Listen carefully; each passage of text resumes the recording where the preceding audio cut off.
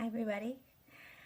As you have read from my post, I had my 3 year and 9 month anniversary on November 26th of 2020. That was my 3 year, 9 months DNRS anniversary, and I am it free.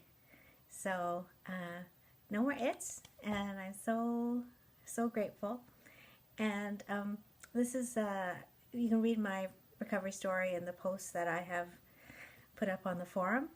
And this is just one sort of my last sort of video. I've had lots of people ask me questions, and I did create some more laughter yoga Popposites and superheroes. And so I just wanted to share it all with you and give back to the beautiful community that has helped me get to where I am today. And so, as always, this is my story. If it doesn't resonate with you, that's absolutely fine. I'm just putting it out there in the hopes that it might be helpful and to encourage you and support you in your transforming journey. So I've sort of got this into two parts. One is sort of a little bit more about laughter yoga Popposites or Popposites in general. And then the second part is more of my favorite aha moments and retraining tips. A lot of them are not mine. They're from different members of the community that have shared with me. And I'm so grateful for everyone's joint wisdom and all the retrainers that have gone on before us, who have left behind knowledge, experience, and tips and things. And so here's what I have for you, and hoping that it may be helpful for you in your journey.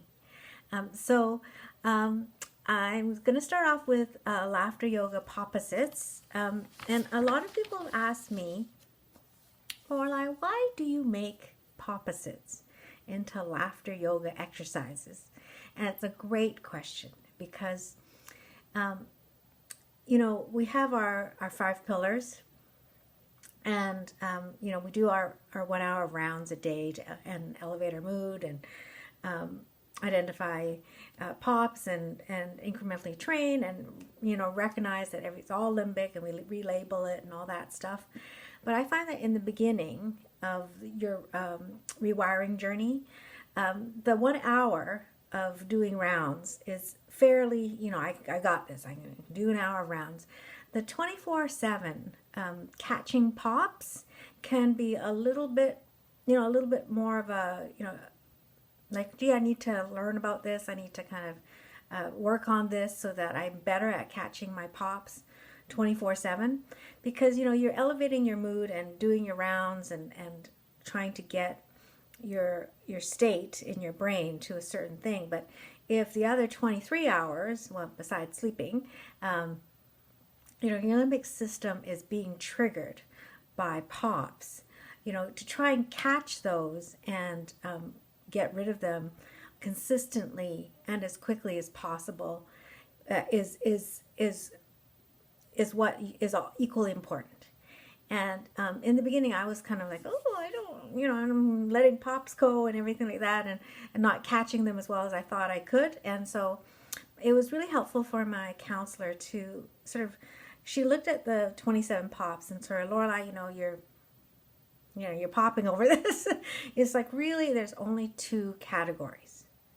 Your limbic system is triggered by fear of some type of safety issue. So you could be scanning your environment, you could be worried about money, your health, something about your safety. So, it could be, because it's evolutionarily, it's made for us to, look for shelter, food, water, look for predators, and, just sort of that is one arm of the limbic system. And the other arm of the limbic system is, from an evolutionary perspective, you're much more successful if you're part of a group. So, you have people to rely on, and evolutionary wise, a tribe versus an individual, much more evolutionarily successful in a tribe. So the second part of your limbic system is hardwired to think, okay, am I enough? Is my tribe accepting me? Do I look like I'm doing good? Do I look like I'm contributing to the tribe? And all those negative self-dialogue questions of checking and double checking that, hey, you know what? I'm seen as a valuable part of my tribe. So those are from an evolutionary perspective, and that's what drives the limbic system. So so if you can catch your pops by either saying, I am safe, there's no need to scan my body or scan the environment or, do whatever of the 27 pops you're doing, I am safe. And the other part of the 27 pops is, I am good enough. I am enough. I am more than enough. That sort of is the other category. So if you're kind of thinking like, oh, am I popping? If you can kind of really dig down and think about it, it's usually one of the two categories, and you can catch it by saying, I'm safe and I am more than enough. In fact, I am magnificent. So those two really helped me. And then also, as you know from the DVDs or the seminar, that, the more that you can put, so let's say you notice a pop, you stop it, or you catch it, you identify it and say, oh, that's a pop. And then you do the Popposite right away. If you can put some kind of body stance or some kind of power pose, or and couple it with a really positive emotion, like, I got this, or I am safe, I am healthy, I am more than enough. You can just, those three things, laughter and the body pose and the Popposite, is much more, in my understanding, much more successful at rewiring than sort of trying to do sort of just a straight out verbal Popposite. And Annie demonstrated this with the Gub Gub, that if you remember that what Gub Gub says, a year from now she'll come to the door and she'll ask you, and you can remember she's going to give you $10,000. Well, there's that emotion, there's that incentive.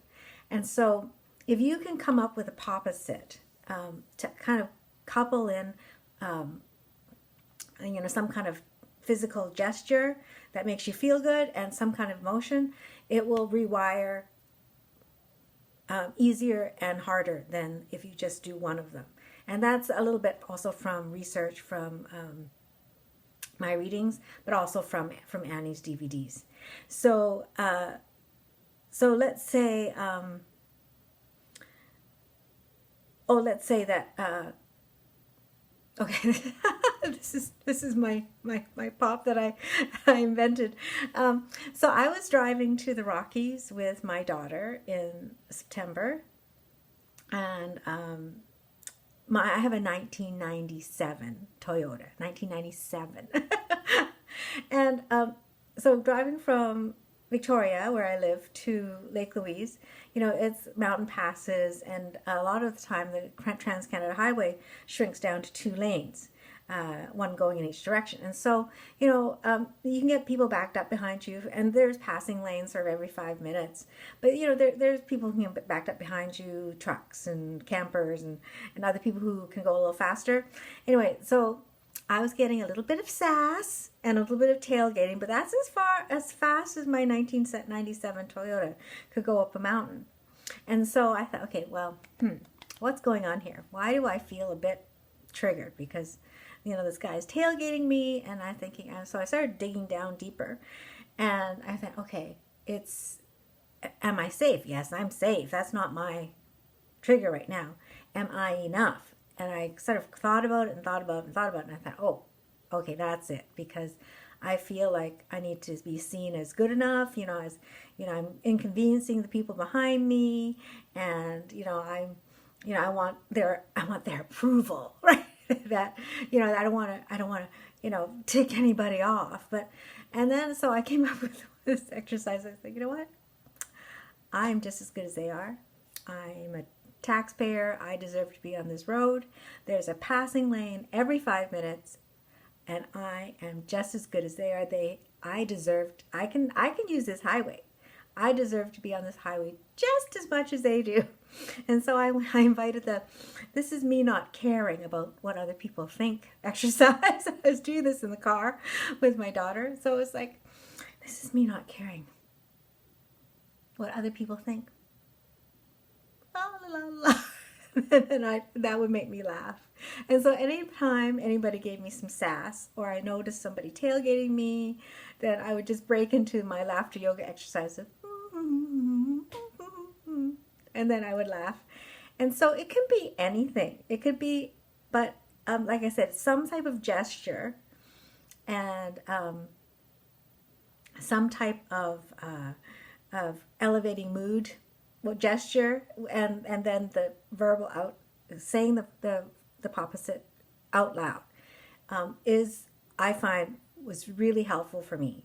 And I have so you'll have to try it out and see if it's for you.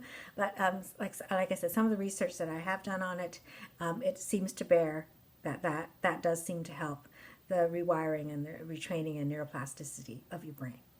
Okay, so I've got a script, so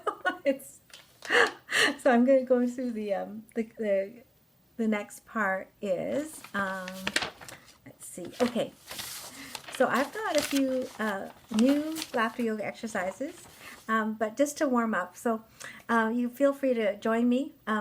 It does help your prefrontal cortex to actually physically do the exercises with me as opposed to watching. So you'll produce a lot more dose and you'll do a lot more rewiring if you actually can do the exercise in some form.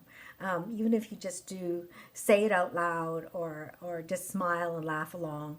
But if you can actually physically do the exercise, that would be most beneficial for you. But please stay in your training zone. Okay, so we're just going to start off with some havening. This is from Joe Dispenza. And so what you do is you just you stroke your body downwards like this. And it stimulates the parasympathetic nervous system. And it feels like you're giving yourself a big hug. And you can also stroke your arms like this, and it activates a whole bunch of parasympathetic nerves. And you can also take off your glasses and stroke downwards on your face, but it's always down and not up. Okay, so just warm up with a bunch of havening. And I love doing this. It makes me feel so good. And let's do a couple deep breaths. Okay, so put your hands together in gratitude and take a deep breath in and exhale. And we're going to do that one more time. I'm going to throw in a couple quotes at you because I love sharing my favorite quotes. So this one's from Thich Nhat Hanh. He's a Buddhist monk. And he says that if you can breathe and be aware that you are alive, you can touch the miracle of being alive. So I want you to take one more deep breath and be really aware that you are alive. And you can touch the miracle of being alive. Okay, so here we go, one more time.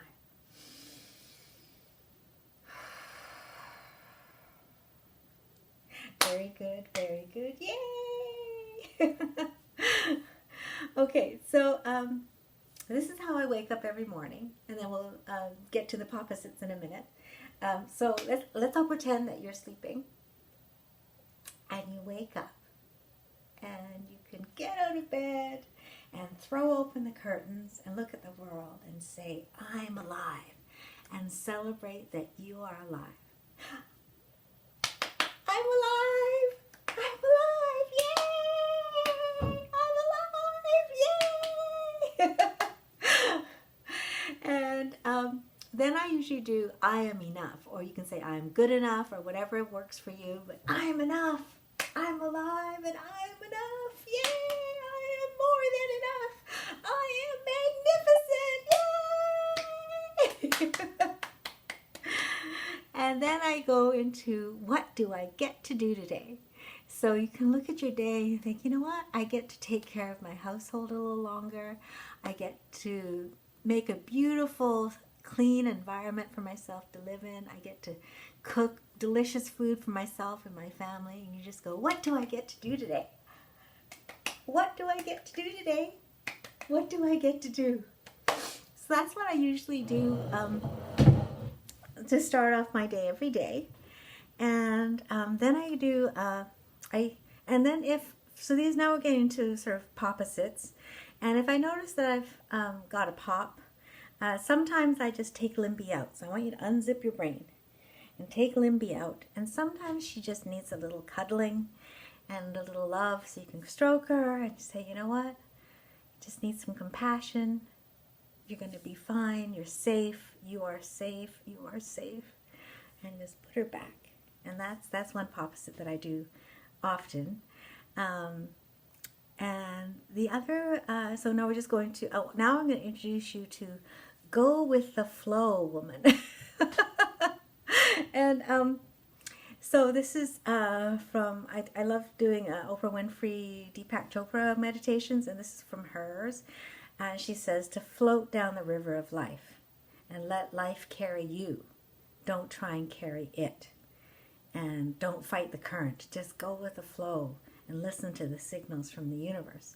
And so I imagine that if I'm sort of popping over something that's happened, then I just go into like my going with the flow woman, and I do this because I pretend that I'm sailing down a river. Or you can get into your inner tube, drink a margarita, and just sit in your inner tube and paddle with your feet and go with the flow. And you can steer yourself accordingly. And don't fight the current. Just listen to the signals from the universe and from yourself, and just sort of navigate life as it goes along. And my next one is Dance with Life. And this is another one that has to do with something that's, popped up. And I just like to go, I can dance with life. And I think I look a bit like an octopus or something. I go like this, I dance with life. And so it just reminds me that I'm flexible. I can embrace infinite possibilities and infinite outcomes, and trust that, whatever your spiritual faith is, that you will be all right. And you have trust in yourself and trust in the universe that, there's a perfect plan, and there's lots of different ways to get to that plan, and just to dance with life. So that's my Dance with Life woman. I also have, I'll come back to that. Okay.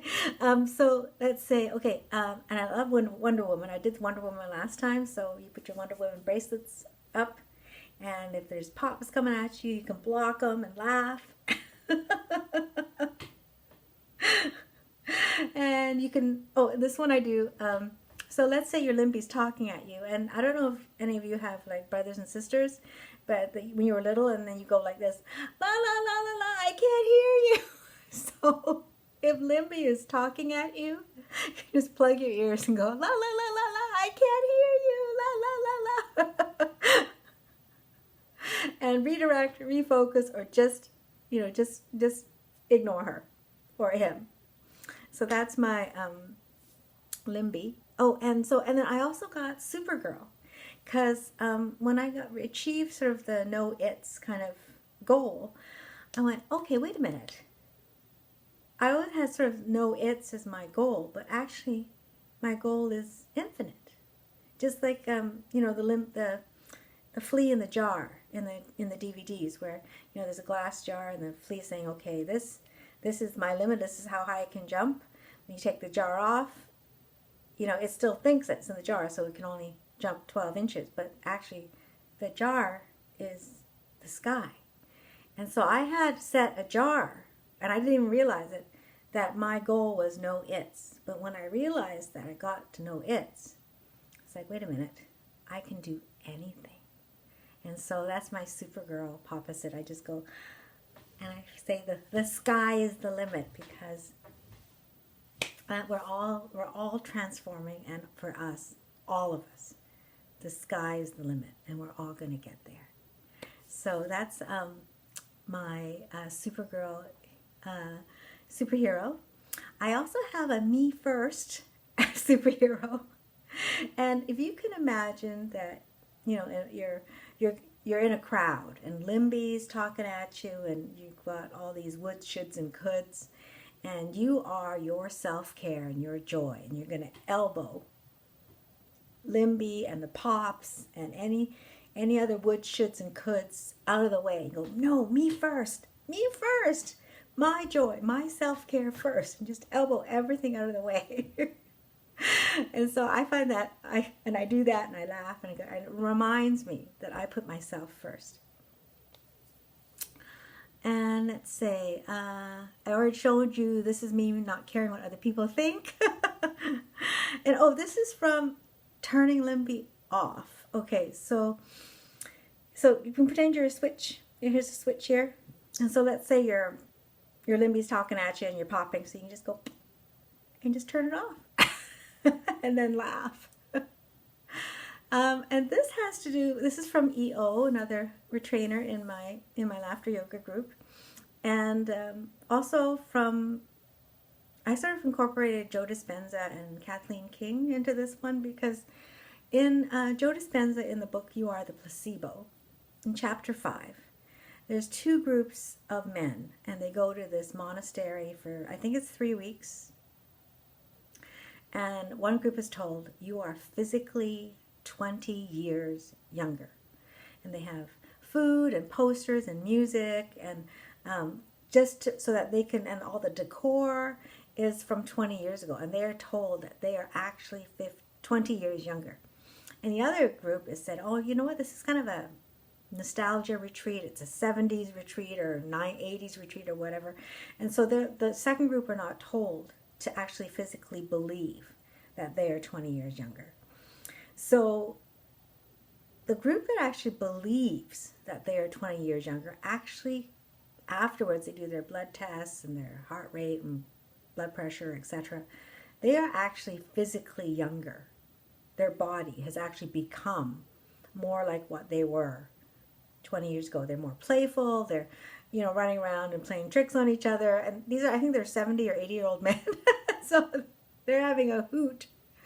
And the other group remain the same. So it has a lot to do with sort of the biology of belief, again, about actually believing that you are already there.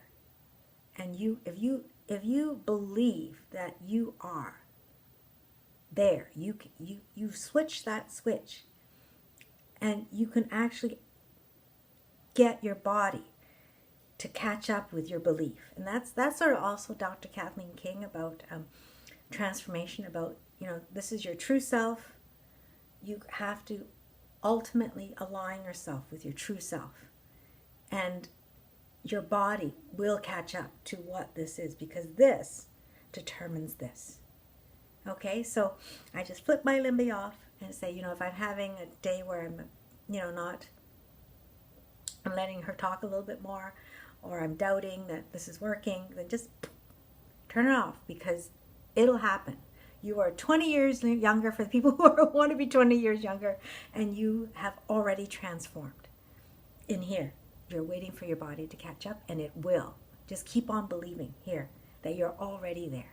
And you assume a new identity up here. This will catch up. Okay? So that's a turning limby off. And I also have a power stance. Whenever I think I'm popping, I say, nope, I'm strong. I'm resilient, and you can flex whichever muscle you want. And it also has to do with, I trust myself. And I've sort of combined that all into, you can make it self-trust woman, strong and resilient woman. You've got this. And you can face uncertainty, because you are strong, you are resilient, and you have got this. Okay? So, and then I have self-appreciation woman, because my limby wasn't appreciating all the things I do around the house, or all the things that I am, or all the things that I do, or who I was, and always setting expectations that were not in line with reality and also not in line with my true self. And so I have self-acceptance woman and embracing myself and self-appreciation woman. And I also have let go of expectations and let go of responsibilities. And this is from my readings with Renee Brown and her book Rising Strong. I've read a few of her books, but my favorite is Rising Strong, which is the one that resonates most with me. So she was saying that, you know, on weekends, she would, when she had to take care of the kids on her own, she would let go of all expectations and just go with the flow and, you know, be with them and be in the moment.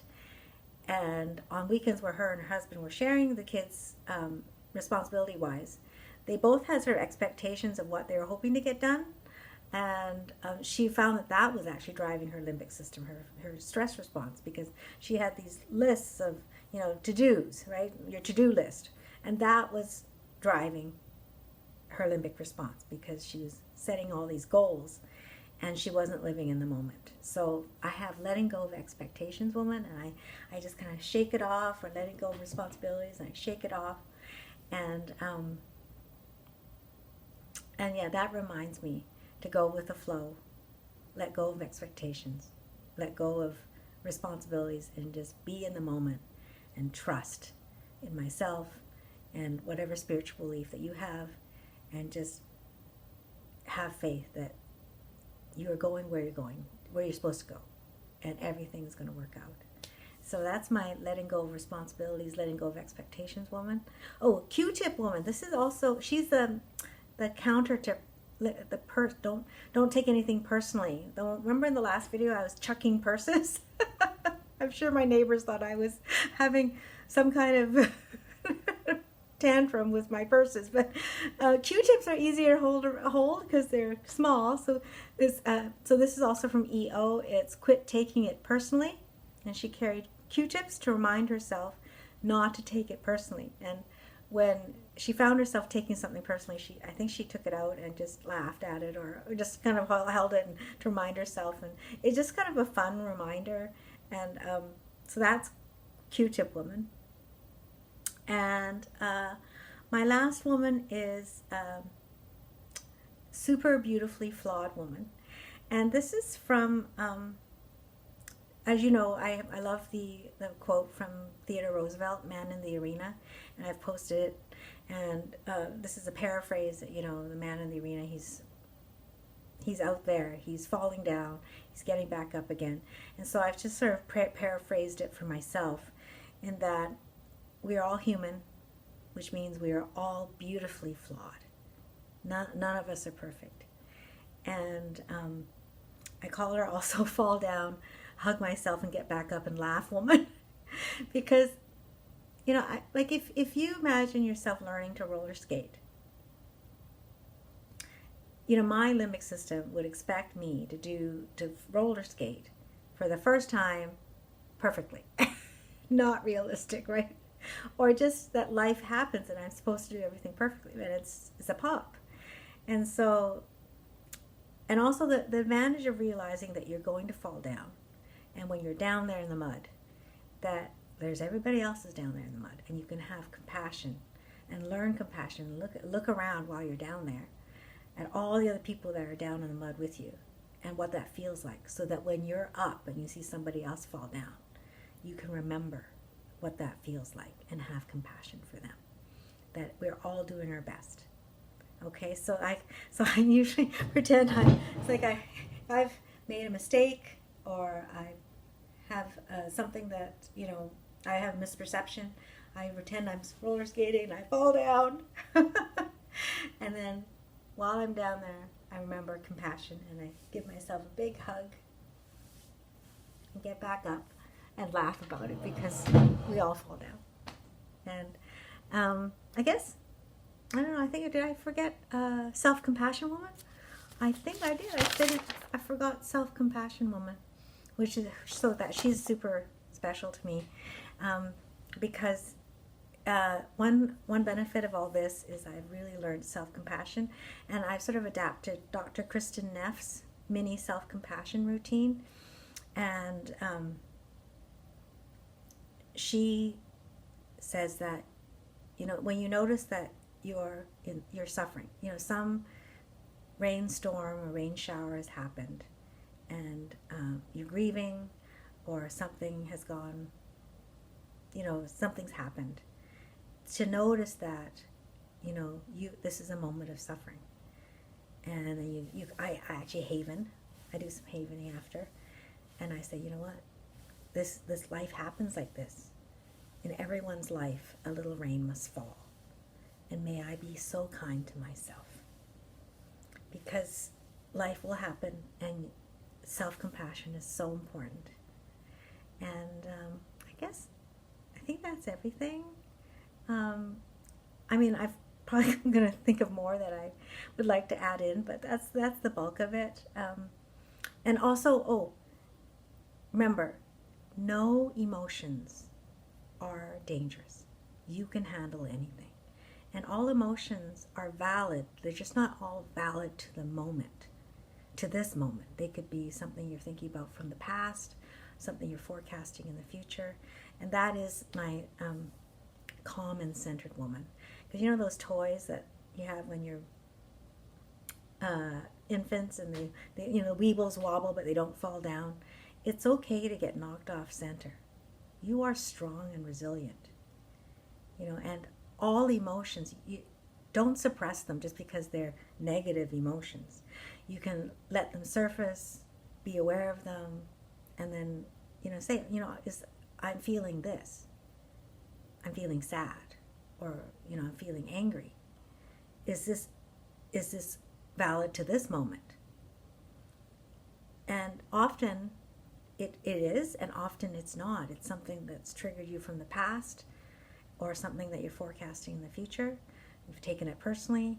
And anger is helpful in that you can learn. This is my understanding from what I've read, but like I said, this is what's true for me. Is my understanding is that anger can let you know if somebody has crossed your boundaries. That's good for you to know that somebody's crossed your boundaries, but then to kind of turn around and come from a place of compassion and say, you know what, this is my boundary, and I don't know what their perception is, and let's share each other's perception and see if we can work this out. So I think that's everything. I've tried to sort of combine all my major learnings into one video. Thank you so much for listening and your time. Like I said, it's my only intention with this is to share what I've learned, and hopefully it'll help some of you, and some of it will help some of you. But I do wish you all so well on your transforming journey. I wish you peace. I wish you joy. I wish you love, and I wish you laughter, my friends. And I just like to finish off with a gratitude. So I invite you to sit down and close your eyes if you want. And I like to hold my hands over my heart. And I like to close my eyes. Thank you for all that we have in this moment. Thank you for who I am, what I can do, and who I can be. Thank you for this beautiful day. And you can bring light and love down from the universe and fill yourself up. Love and laughter. Happiness and joy.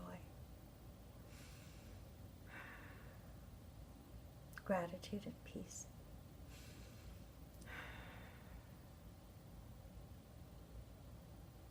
And you take 3 deep breaths and open your eyes.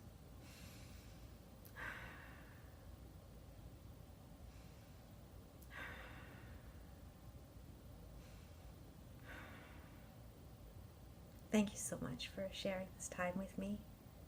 Thank you so much for honoring me with your time and your audience. And I really do wish you all the best. You'll all get there. I know you will.